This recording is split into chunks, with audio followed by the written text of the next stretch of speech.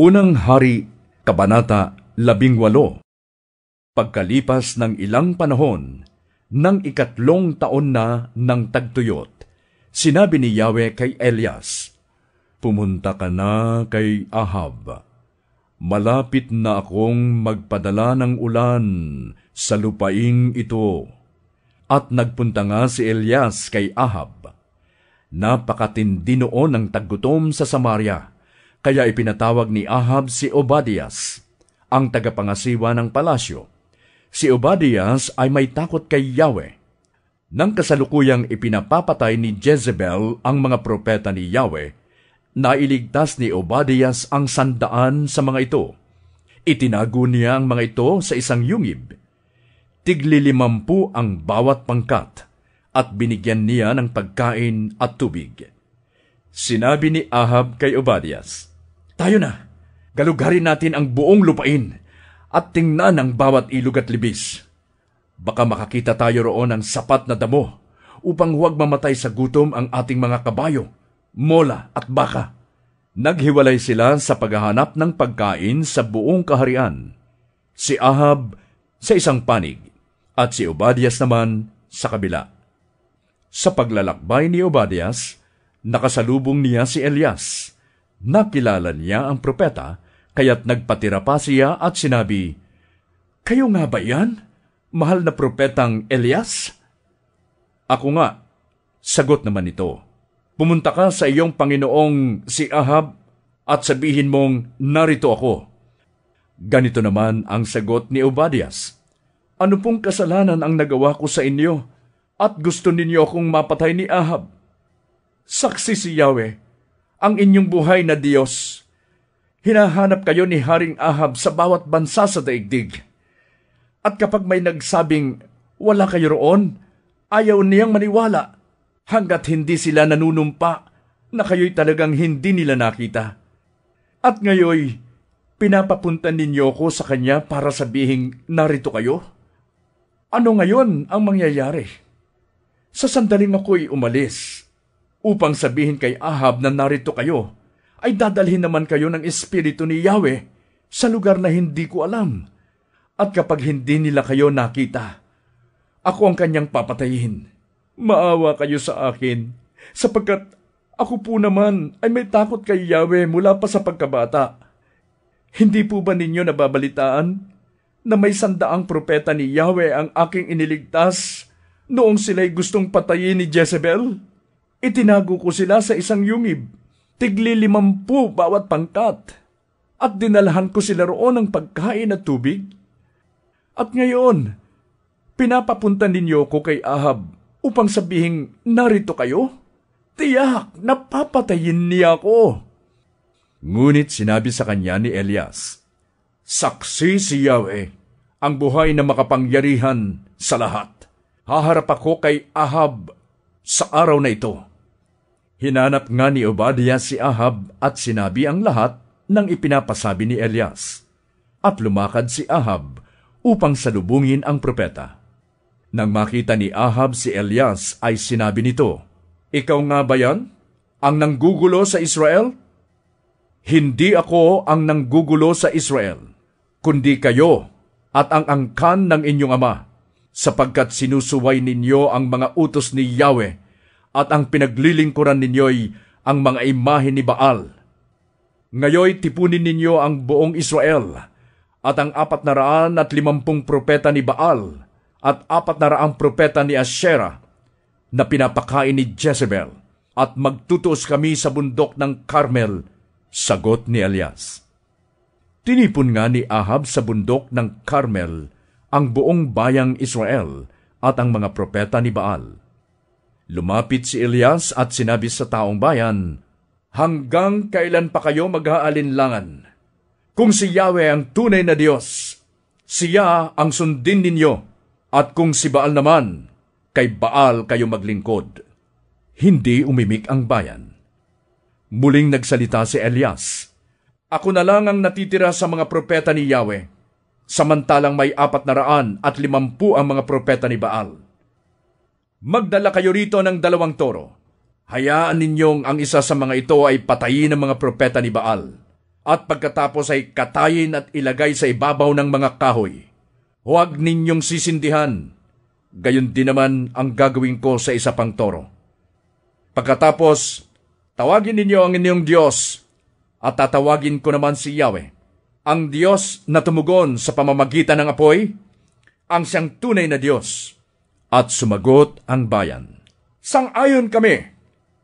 Sinabi naman ni Elias sa mga propeta ni Baal, "Sapagkat kayo ang marami, pumili na kayo ng isang toro at ihanda na ninyo. Pagkatapos, tawagin ninyo ang inyong Diyos, ngunit huwag ninyong sisindihan ang kahoy." Kinuha nga nila ang isa sa mga toro at inihanda ito. Mula umaga hanggang tanghali, tinawagan nila si Baal. "Baal! Baal! Pakinggan mo kami!" sigaw nila, samantalang pasayaw-sayaw sa paligid ng altar na itinayo nila. Ngunit walang sumasagot. Nang katanghalian ay hinamak na sila ni Elias. Sabi niya, "Lakasan pa ninyo! Isa siyang Diyos, di ba? Baka nagbubulay-bulay pa siya, o kaya'y nasa palikuran, o baka naman may pinuntahan lang, o baka natutulog, kaya't kailangang gisingin." Lalo nga nilang inilakas ang kanilang sigaw. Hiniwaan pa nila ang kanilang mga sarili sa pamamagitan ng kutsilyo at punyal, tulad ng kanilang kaugalian, hanggang sa maging duguan sila. Patuloy silang nagsigawan at nagungulan hanggang inabot sila ng hapon, ngunit wala pa ring tinig o anumang sagot. Nagsalita si Elias sa buong bayan, "Lumapit kayo sa akin." At nagsilapit ang lahat. Inayos niya ang altar ni Yahweh na matagal nang gumuho. Kumuha siya ng 12 bato, katumbas ng bilang ng mga lipi ni Jacob na binigyan ni Yahweh ng pangalang Israel. Ang mga bato'y ginawa niyang altar para kay Yahweh. Pinaligiran niya iyon ng isang kanal na maaaring maglaman ng 2 baldeng tubig. Isinalansan niya ang mga kahoy, kinatay ang toro, at ipinatong sa kahoy. Pagkatapos, sinabi niya, "Kumuha kayo ng 4 na bangang tubig, at ibuhos sa handog at sa kahoy." Ganoon nga ang ginawa nila. "Buhusan pa ninyo," sabi ni Elias. At binuhusan nila. "Isa pang buhos," utos uli ni Elias. 3 beses nga nilang binuhusan ang handog hanggang sa umagos ang tubig sa paligid ng altar at umapaw sa kanal. Nang 3 na ng hapon na siyang oras ng paghahandog, tumayo si Elias sa harap ng altar at nanalangin, "Yahweh, Diyos ni na Abraham, Isaac at Jacob, patunayan po ninyo ngayon na talagang kayo ang Diyos ng Israel, at ako ay inyong lingkod. At ginawa ko ang lahat ng ito sapagkat ito ang inyong utos. Pakinggan po ninyo ako, Yahweh, upang malaman ng bayang ito na kayo lang ang Diyos at nais ninyo silang magbalik loob." Noon di nagpababa ng apoy si Yahweh at tinupok ang handog, ang kahoy at ang mga bato at lupa sa paligid. Pati ang tubig sa kanal ay natuyo. Nang makita ng mga tao ang nangyari, nagpatira pa sila at sumigaw, "Si Yahweh ang Diyos! Si Yahweh lang ang Diyos!" Iniutos ni Elias, "Hulihin ninyo ang mga propeta ni Baal. Huwag ninyong hayaang may makatakas sa kanila." Hinuli nga sila ng mga mamamayan at dinala ni Elias sa batis ng Kison at pinagpapatay doon.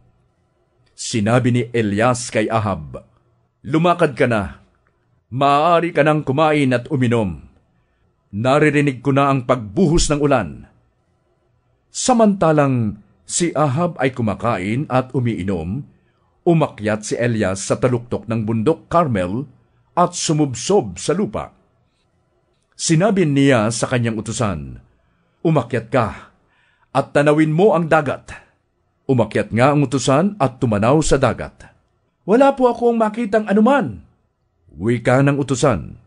7 beses mo pang gawin ang sinabi ko. Utos ni Elias. Sa 7 pagtanaw, napasigaw ang utusan. May nakikita po akong ulap, kasing laki ng palad na tumataas mula sa dagat. Magmadali ka, sabi ni Elias. Sabihin mo kay Ahab na ihanda ang kanyang karwahe at umuwi na agad. Baka siya ay hindi makaalis dahil sa ulan. Hindi nagtagal at nagdilim ang langit sa kapal ng ulap. Lumakas ang hangin at biglang bumuhos ang malakas na ulan. Sumakay si Ahab sa karwahe at nagmamadaling nagtungo sa Jezreel. Lumukob kay Elias ang kapangyarihan ni Yahweh. Hinigpitan ni Elias ang pagkatali sa kanyang damit at tumakbo sa unahan ng karwahe ni Ahab hanggang sa pagpasok sa Jezreel.